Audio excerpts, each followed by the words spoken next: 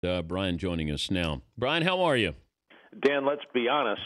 When we were in Sochi, once we learned about Costas and the pink eye, you and I started wiping down all of the gym equipment with antiseptic wipes. No offense to Bob, but, we have careers to pursue as well. Did you ever have one of those injuries, illnesses that kept you off, that kind of pink eye type form? Yeah, Athens Olympics, I got laryngitis. I arrived 2 days prior to the games and felt like Harpo Marx. I walked around with a little 3x5 card telling people I couldn't talk, and I was completely out of commission and forced to just relax my voice at the hotel pool for a couple of days, as I recall. Did you have beers and cigars as treatment for that laryngitis? I forget what the local doctors recommended, but I followed their instructions explicitly. All right. I know you're a NASCAR fan, and I did hear from NASCAR fans yesterday who said you only talk about the sport when there's controversy. And I said that's not true, but the national media is covering this. People who aren't in sports are covering this. What do you need to know about NASCAR or racing to be able to cover this Tony Stewart story? Well, that was my frustration yesterday, and I get that I'm part of the national media, and so are you, but as you're a specialist, you do sports. So when sports enters the mainstream news media, I know you have your frustrations over how it's covered by kind of lay people. And all day yesterday, in fact, Saturday night, my wife and I were at the short track we go to on the Jersey Shore. It's called Wall Stadium, and I've been going since I was a little kid. And so we get home from short track racing, third of a mile asphalt. It's not dirt. And I start hearing about Tony Stewart up at Canandaigua and another track I've been to. And the whole thing, while an incredible tragedy, and this young, promising kid who is so typical of the drivers you see at short tracks, this young kid is gone. The whole series of events sounded so familiar to me. I have seen so many drivers do something you shouldn't do, and that is climb out of the car. 3 weeks ago at the track I go to, a fight started on the track with the car on the wrecker. Kid runs into the pits. Half the crowd runs into the pits, and it continues in the pits. And it's hot. It's often the feature race. You have put your heart and soul all week into your car, and that's an interesting sidebar because the Sprint Cup guys who come to small tracks usually have a nice transporter. I've seen them come in with backup cars. The small teams, your dad is invariably your crew chief, your mechanic. Your uncle does wheels and tires. Your wife or sister tries to get the T-shirts printed. This is hand-to-mouth, family racing, fantastic sport. Small tracks are known as the place where if you're in a wreck, it's not uncommon for the neighboring three teams to come over and work on your car if you're in the pits and you need to go back out. So, oh, man, what a tragedy. And dirt tracks have their own personality. So, among the exculpatory pieces of evidence for Tony Stewart, and none of us were there, none of us have seen the evidence up close. When you gun the accelerator on a sprint car, this was pointed out at least by the New York Times. It really does have a tendency. They have so much torque, ergo that big wing that keeps them from becoming rockets. It has a tendency to go to the right or left on you. And so we'll see what happens. But I grieve for this family. I know Tony Stewart and his longtime partner Greg Zipadelli are grieving along with them, and it's just a tragedy all the way around. What did you see as a NASCAR fan? What did you see in that video? Well, it's hard to know. Obviously, Tony gets into them. It's hard to know the old racing expression, racing is rubbing and rubbing is racing.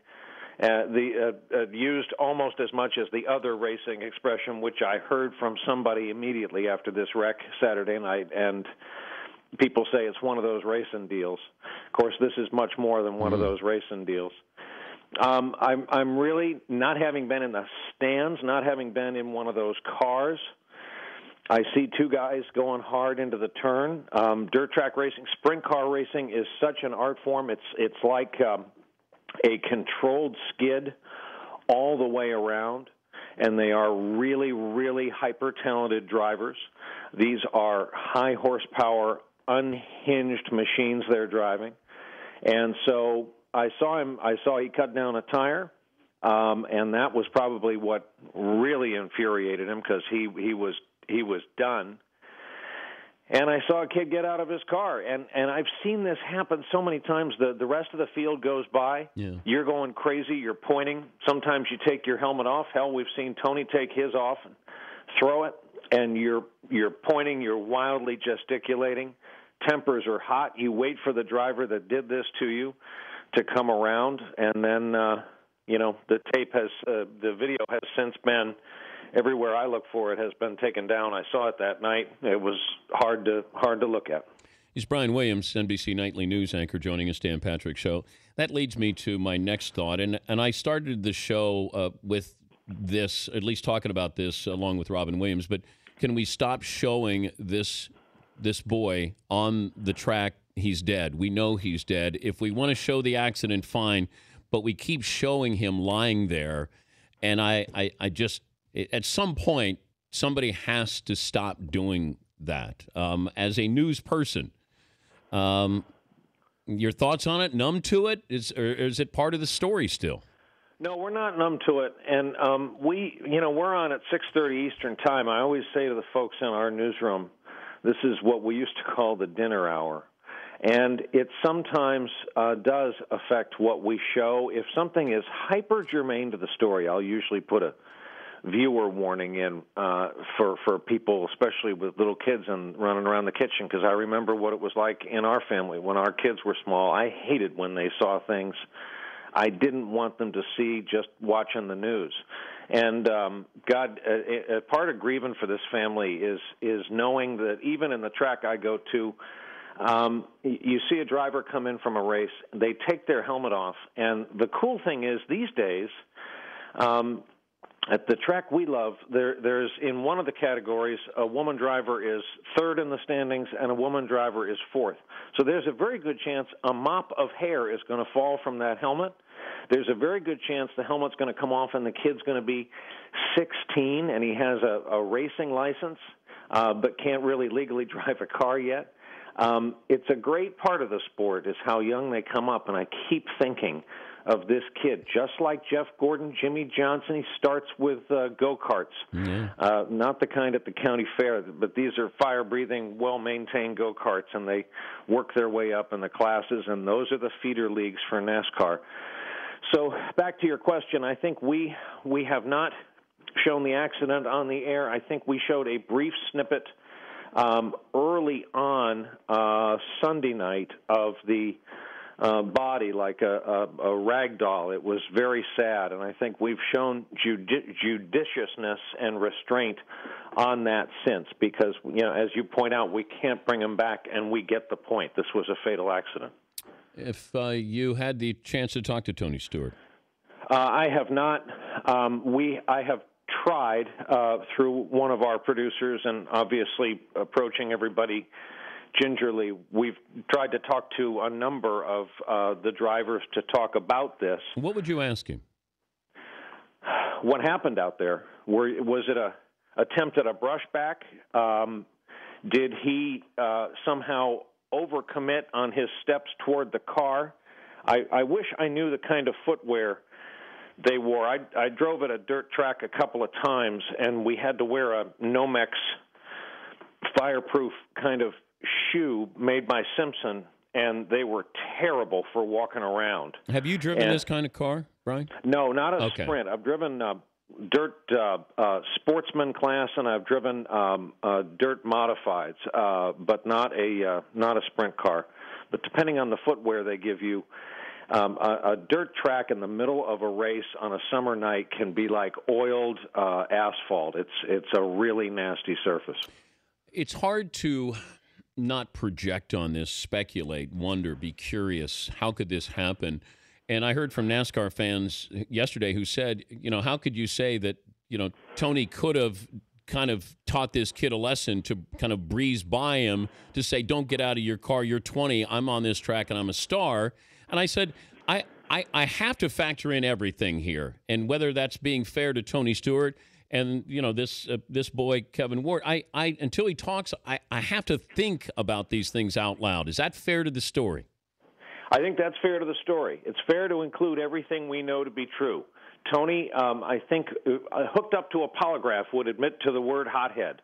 He's always driven with great passion, sometimes with great anger as his motivator. He also comes to dirt tracks and small tracks honestly. He owns maybe the best dirt track in the country in Ohio. He broke his leg doing it last year, which did not make his NASCAR sponsors happy. He will race anything on anything that goes around and around and does it all the time. He's supposed to race this coming weekend in Indiana. So I think some Sprint Cup drivers have arrived at some small tracks probably with a little swagger. I remember watching Paul Newman race a road course at Summit Point, West Virginia, but he arrived in a plain white transporter, trying not to be different.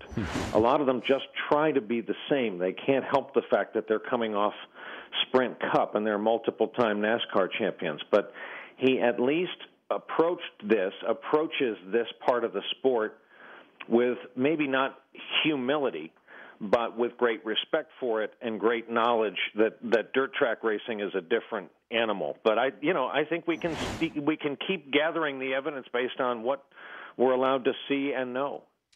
Good to visit with you, Brian. We hope to have you in studio soon. Dan, thank you. I had to turn down an invitation because I'm trying to sneak away on vacation here in the next few days, but we'll do it, and thank you very much for having me on. All right. Brian Williams, NBC Nightly News.